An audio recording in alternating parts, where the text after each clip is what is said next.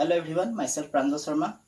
It is a new video on the same topic kinematics, in which we will learn about the motion in two dimension. That is when an object move in plane. So today's topic is motion in a plane.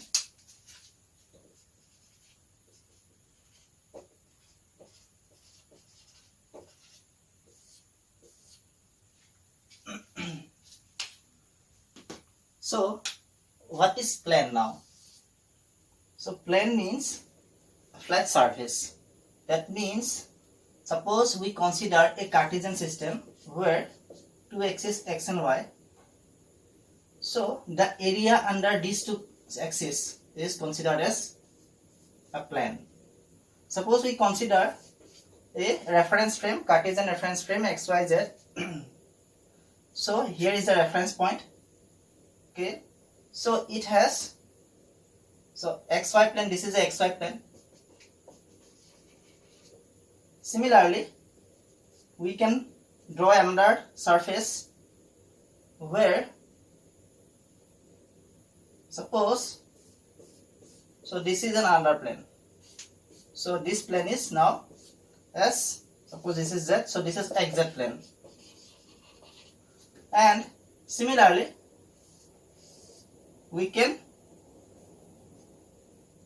consider this portion, and suppose this portion is another plane. So it is here yz plane. So how can we define plane? So plane is nothing but the area under two axes. So area confined under two axes is a plane. So this plane is the surface between x and y axis. So this is the surface between x and z axis. So this is the surface between z and x axis. So in this way we can define plane. So in simple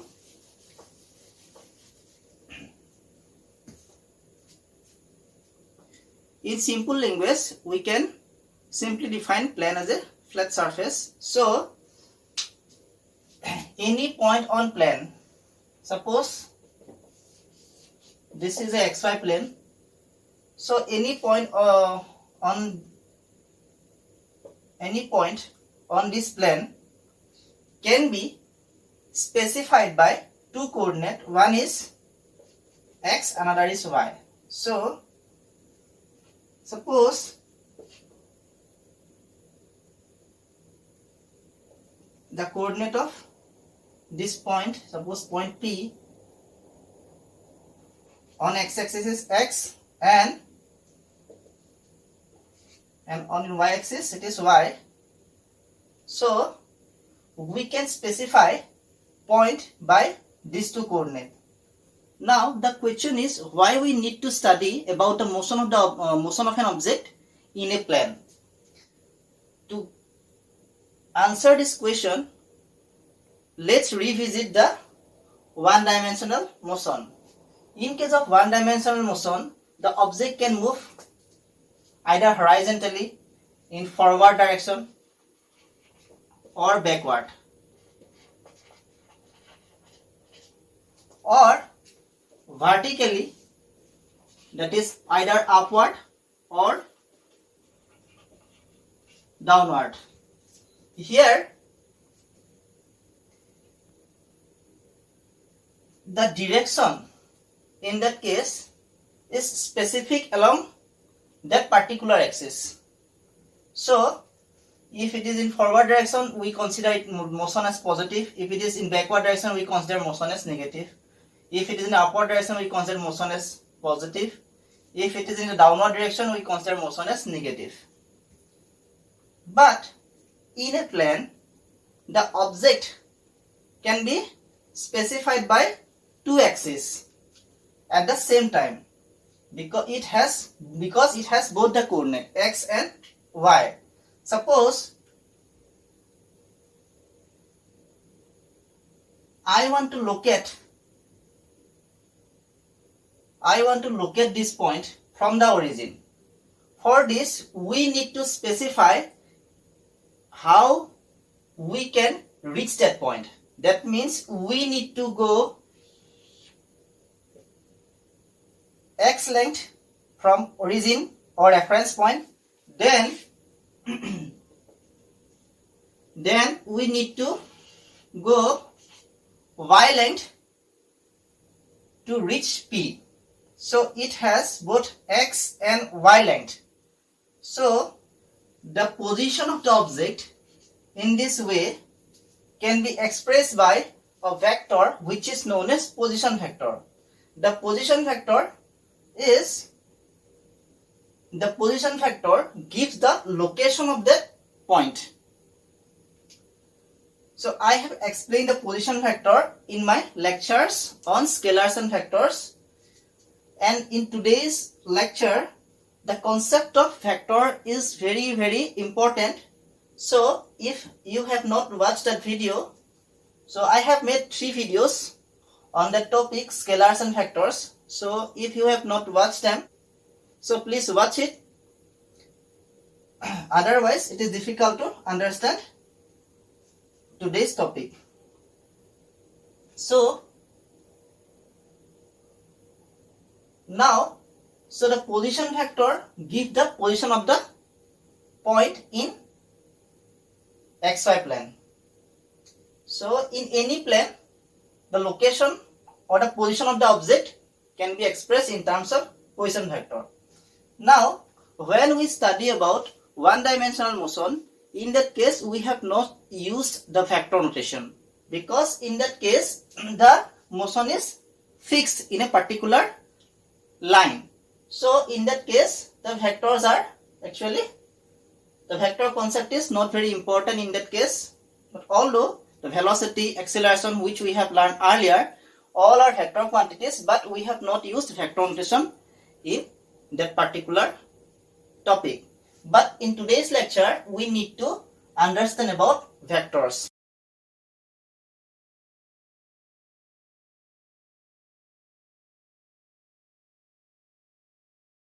Now here, if you want to specify that point, so it is not aligned in a particular axis.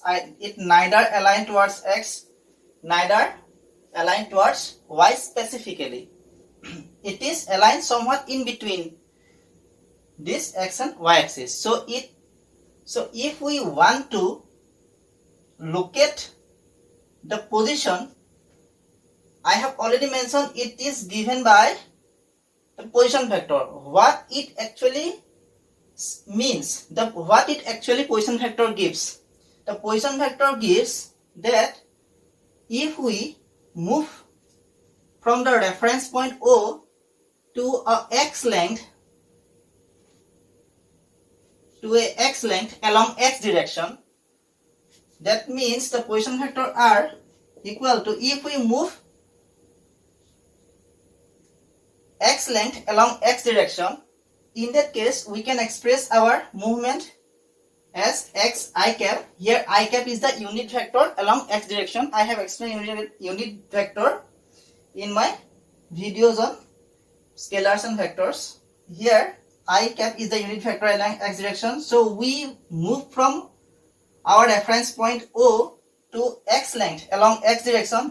Therefore it is x I cap, and then we move vertically upward along y direction up to y length, and in that case we can express it as y j cap. Here j cap is the unit vector of y direction, unit vector of y direction, and I is the unit vector of x direction. So if we want to locate the point pxy, then at first we need to go from O to x length along I direction, along x direction, that is, therefore it is xi. Then we need to go to vertically upward to y direction to y length. So the R vector can be expressed as xi plus y j cap. So xi k plus y j cap. So this is the two-dimensional expression of position vector.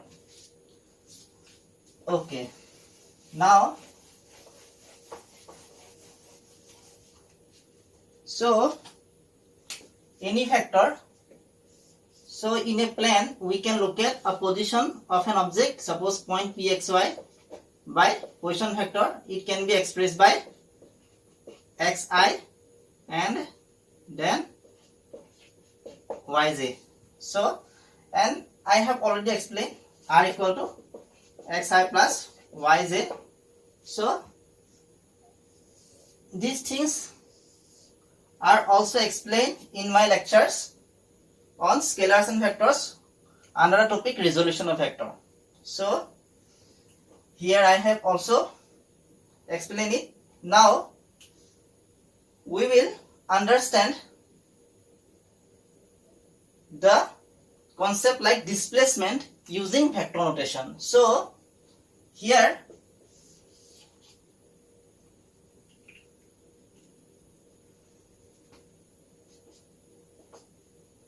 suppose this is an xy plane. Here a point P has a position vector r. R1 says it has a position vector r1. Now I have considered r1 as x1 I cap, y1 j cap. Okay. So after some time interval t, if the point P move from this position to another position, says this. So now the point P has a new position vector. Let's say it is r2, and here I have defined r2 as x2 I plus y2 j, because the point P changes its position after some time interval, says after some time interval t.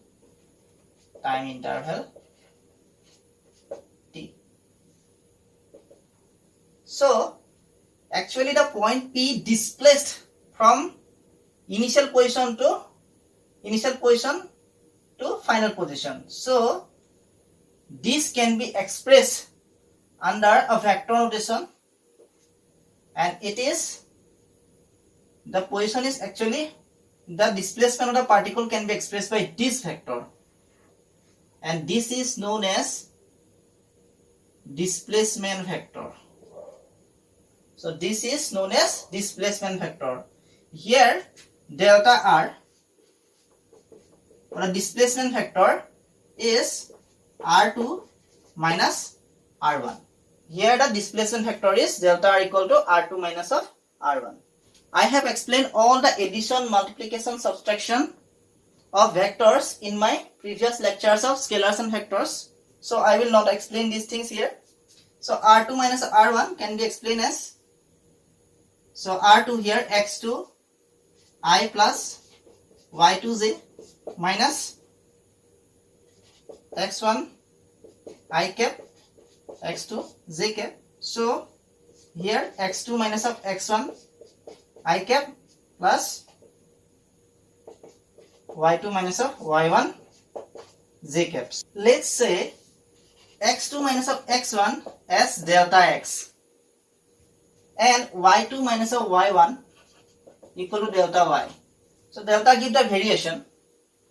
So the delta r, that is displacement vector, can be expressed as delta x I cap plus delta y j cap. So delta r equal to delta x I cap plus delta y j cap. So this is the expression of displacement vector in terms of its components. So this is the x component, this is the y component.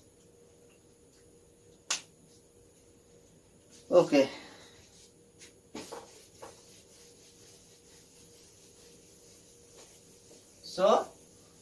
have learned displacement vector as delta x I cap plus delta y j cap.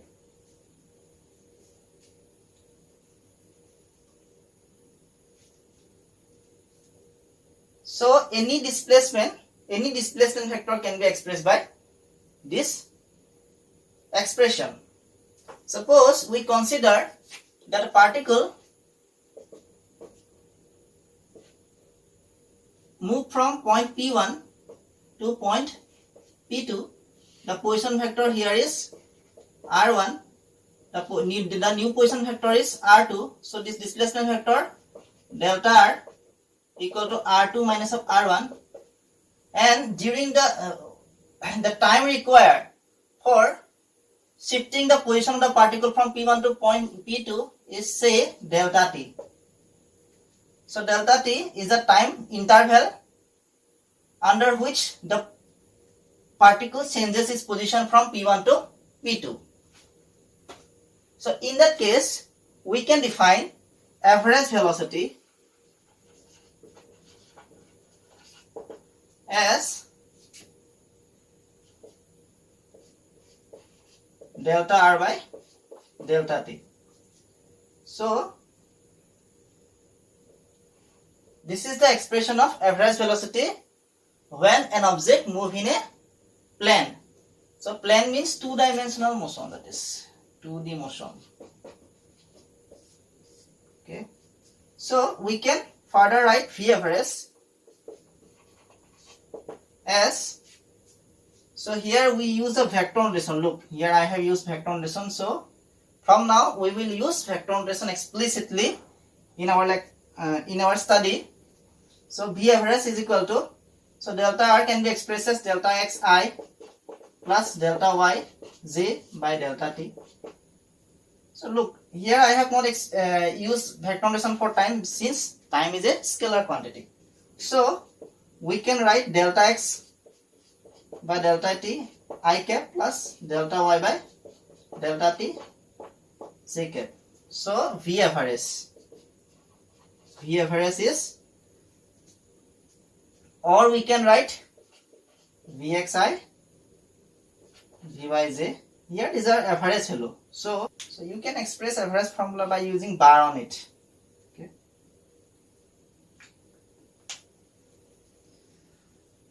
Okay. Now we will learn another concept known as instantaneous velocity. So all these concepts are explained in motion in a straight line. So instantaneous velocity means the velocity at a particular instant.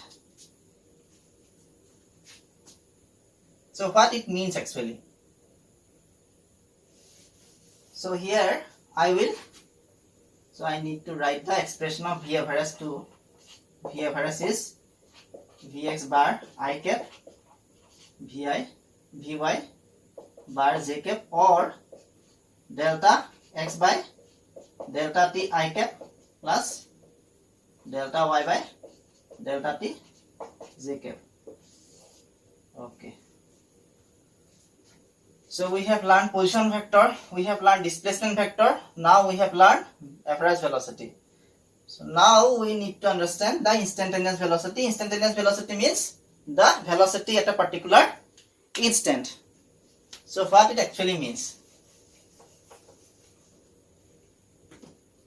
Suppose an object moving in xy plane in a path like this. Suppose at some point P1 the position vector of the object is this is suppose R1, and after some time interval delta t the position of the particle is P2. So the new position vector of this will be P2. Okay. So this should be straight line. Okay. So this is P2. So displacement vector in that case is in this direction. Okay. So in that case the time interval is delta t. Time interval equal to delta t.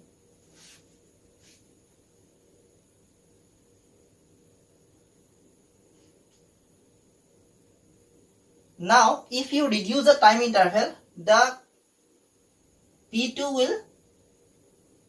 displacement of the particle will be more or less. So, the position of the particle for small interval, suppose del t prime. So, in that case, the position of the particle should be only here, the P2 position will be located. If we further reduce the time interval, then it will come more close to P1, so it is now P2.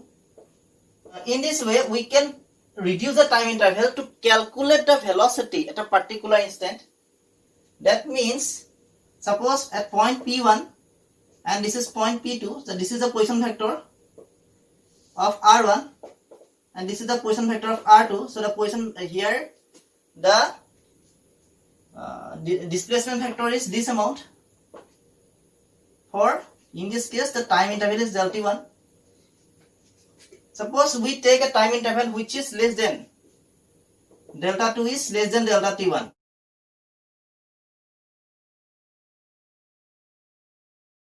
In this case, the shifting of position of the object from P1 to P2 will be less. In that case, the displacement is less because del t2 is less than del t1. If we further reduce the time interval, then at some point the time interval is so small that we can say delta t tends to 0. When delta t, that means time interval is so small that we can say the time interval is infinitesimally small. In that case, the velocity of the particle at P1 can easily be calculated, and that velocity is known as instantaneous velocity. So, at instantaneous velocity, what is actually happen? If you want to calculate the instantaneous velocity, that means suppose the object moved in this path, so the displacement is so infinitesimal because of the infinitesimal time interval. So the displacement vector is exactly tangent to that point. So this is the position of displacement vector. And now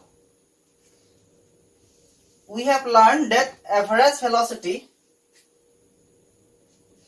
delta r by delta t equal to delta x by delta t I cap plus delta y by delta t j cap. So if we introduce the limit delta t tends to 0, that means we have introduced infinitesimal time displacement. In that case, the displacement of the particle will also be infinitesimal. So here the formula become limit of delta t tends to 0, delta x, delta t I cap, delta y, delta t j cap, or so limit of delta r by delta t, so it is simply instantaneous velocity. So limit of delta t tends to 0, delta t x by delta t I cap plus limit of delta t tends to 0, delta y by delta t j cap. So this can be expressed as vxi and this can be expressed as vy j cap. So v is the instantaneous velocity. It is instantaneous velocity.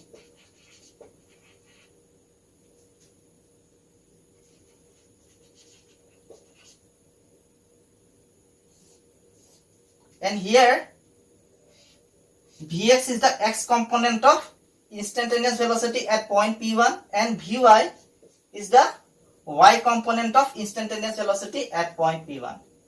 Look, the direction of the displacement is tangent to that curve. Therefore, the velocity also have the direction tangent to that curve. So, instantaneous velocity has a direction tangent to that particular point in that curve. So if we want to calculate the instantaneous velocity, direction at a particular point, the direction of the velocity, instantaneous velocity at a particular point is tangent to the trajectory in which the particle moves.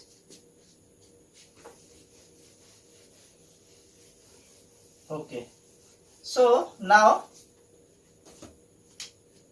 v, that is instantaneous velocity. Look, I have written here v average by v. I have added suffix term average here, but in case of instantaneous velocity we simply write v. But you have to write it all in the vector notation because we have expressed them in two-dimensional motion. So all this concept, what it gives, the first thing is that we have learned is position vector. The second is displacement vector.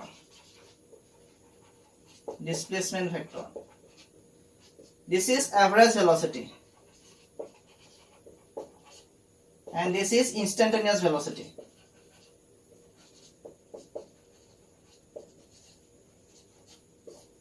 So all these concepts are important to understand two-dimensional motion, especially in vector notation. So if you notice carefully, I have write position vector r as xi plus yj, delta r displacement vector delta xi plus delta yj, velocity, average velocity v average as vx bar I cap, vy bar j cap, and instantaneous velocity v as vxi vyj. So in all these expressions, if you drop the y terms and express them by eliminating vector notation, then r transform to x, delta r transform to delta x. So what it means, it gives the one-dimensional motion. Notations for one-dimensional motion. So if you simply write x in place of r and delta x in place of delta r, we will get position and displacement in one dimension. We cannot use x and y terms simultaneously in one direction, one dimensional motion, because they are only, the motion is fixed in a particular line. But in case of two-dimensional motion, we have to use two components because the motion is not specified in a particular direction. So we have to express them in terms of their components. Now v equal to vxi plus vyj. So how can we calculate the magnitude? So since I have expressed v is it gives the tangent. The instantaneous velocity, suppose I want to calculate the velocity at p1, so the velocity direction is actually in that direction. Okay, so it is a tangent to that curve. So now how can we calculate the magnitude? I have already explained how we can calculate magnitude of a vector in my lectures on scalars and vectors. So here, so we need to calculate v square. So v dot v equal to v square. We know that because v dot v is equal to what? V dot v is equal to magnitude of v and cos of theta. Let's say magnitude of v is v and this magnitude of v is v. So cos theta. So angle between the two same vectors is cos of angle 0. So cos of 0 equal to 1. Cos of 0 equal to 1. So v into v, simply v square. So v dot v can also be expressed as vxi plus vyj dot Vxi plus Vyj. So this is dot product of two vectors in component form. So what we will do here, Vxi dot Vxi plus Vyj plus Vyj dot Vxi plus Vyj. So the expression here, this is V dot V equal to V square. I know we have already learned it. V square equal to, so this is Vx into Vx I dot I plus Vx into Vy I dot j, Vy into Vx j dot I plus Vy into Vy j dot j. So in my lectures on vectors and scalars, I have explained that I dot I equal to 1 and I dot j equal to 0. I have also said that I dot j is equal to j dot I. So this is equal to 0. So in this expression here, I dot I equal to 1. So I dot j, this term will become 0. And this term j dot I also becomes 0. So the terms will be Vx into Vx. So this Vx square plus this is I dot I equal to 1 and j dot j also equal to 1. The dot product of two same unit vectors is equal to 1. So Vy into Vy square. So from this expression, V equal to square root of Vx square plus Vy square. So this is the expression of magnitude of instantaneous velocity. So expression of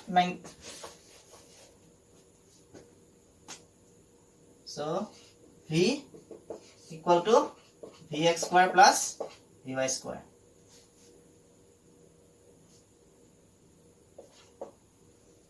Now